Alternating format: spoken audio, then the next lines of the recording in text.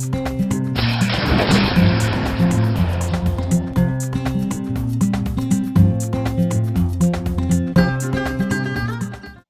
and welcome to 4-Colour Alchemy. I'm Led Sharp and this was going to be a video essay about X-Force or the Eternals comic or even a 4-Colour celluloid about the Eternals film. Instead, it's going to be a review about this.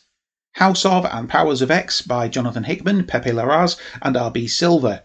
I found this for $4.99 in Oxfam when it should have been $22.99. This is the Panini edition, the UK one. And I also found the subsequent 3 trades of the X-Men, and I got the whole lot for just about over £15.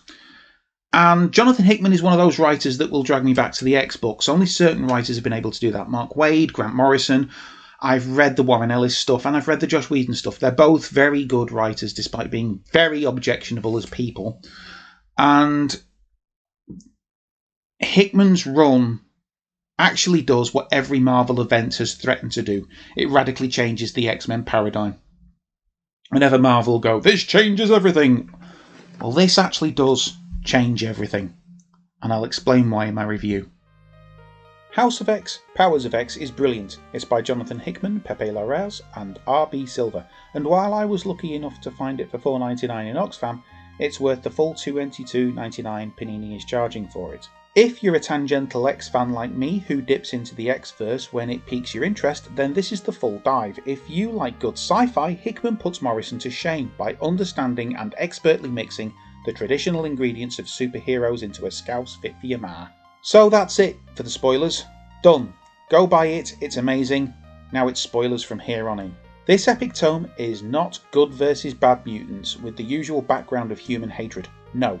It's about the inalienable truth that mutants are the next step on the evolutionary road and humans are persistently trying to stop them because they don't want to become extinct. The story is about finally uniting mutants and declaring themselves an independent nation officially recognised by the UN and paid for with a mutant-manufactured miracle medicine making major maladies melt away. All this comes about thanks to Moira McTaggart, whose mutant ability is resurrection, reliving her own life again, retaining all the knowledge and memory from her previous lives. So when she lives through a life where humans merge with machines in a desperate attempt to stop the rise of mutants, eventually merging with an old cosmic villain, the Phalanx, think Borg but way cooler, which would eventually lead humans merging with a black hole at the centre of the universe that is in fact merely a node in an omniversal god mind. Yeah, it's Hickman getting cosmic again. On one of her resurrection go-rounds, and then after trying to team up with Professor X, Magneto, Mr. Sinister and Apocalypse, she returns to Charles on one of her lives and finally does something to change the traditional good versus evil mutants with humans as the background, and does in the saddest, most heartbreaking way possible. She breaks Charles' most sacredly held ideal. Chuck's fundamental ideal is this: mutants and humans can exist in mutually beneficial cohabitation, and Moira breaks it like a twig. By allowing Charles to read her multiple lives full of the failure of this ideal, and makes him realise that all roads lead to mutants losing the evolutionary race if he starts from this ideology.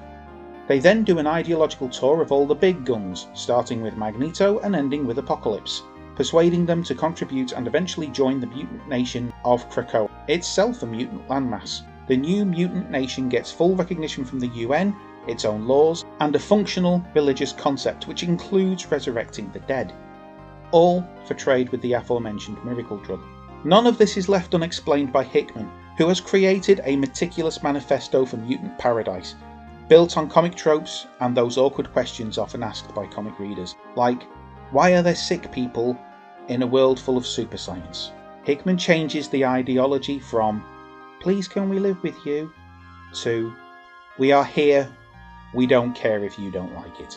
Of course, this maintains the core idea of mutants representing the traditionally unrepresented, but instead of making them the suppressed and rejected that engenders sympathy and support, these X-Men are examples that represent and teach self-confidence in the unrepresented. So it's no small thing to say that conceptually this is a defining moment in contemporary comics.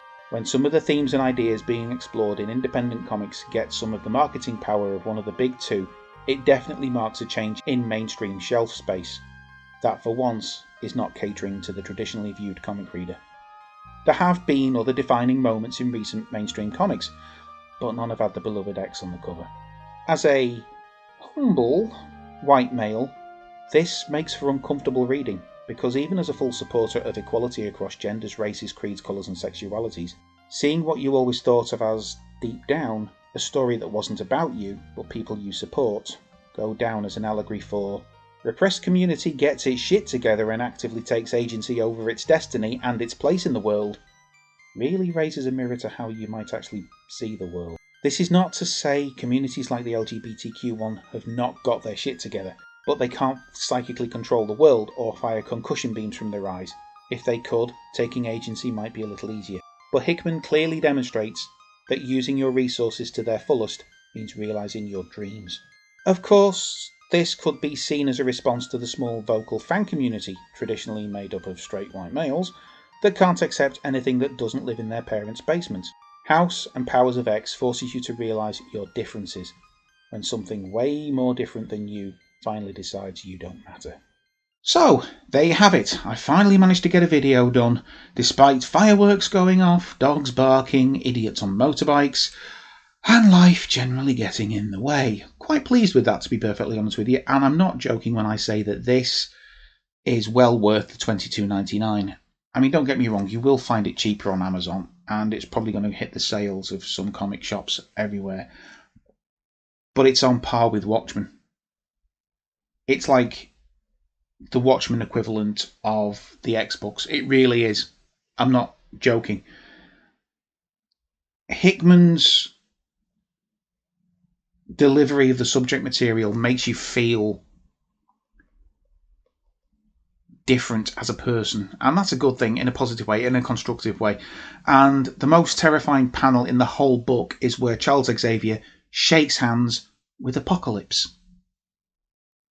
Like, the very first mutant, who's probably one of their biggest arch enemies next to Magneto, and Charles Xavier, they shake hands because their goals finally align. Xavier has found the grey area not between mutants and humans, but between all different factions of mutants, and that's where the scary bit comes in, because you suddenly realise that Charles has woke up. And whilst he is certainly not going after the humans with any degree of hostility, he's not out to save them anymore. He'll probably still help out in a crisis, don't get me wrong, but if it means saving the Earth, if it means saving the humans,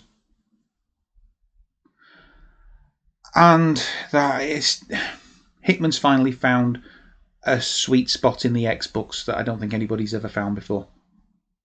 That's truly remarkable. Anyway, that's all I've got to say on it. I've rambled long enough. I hope you enjoyed the video.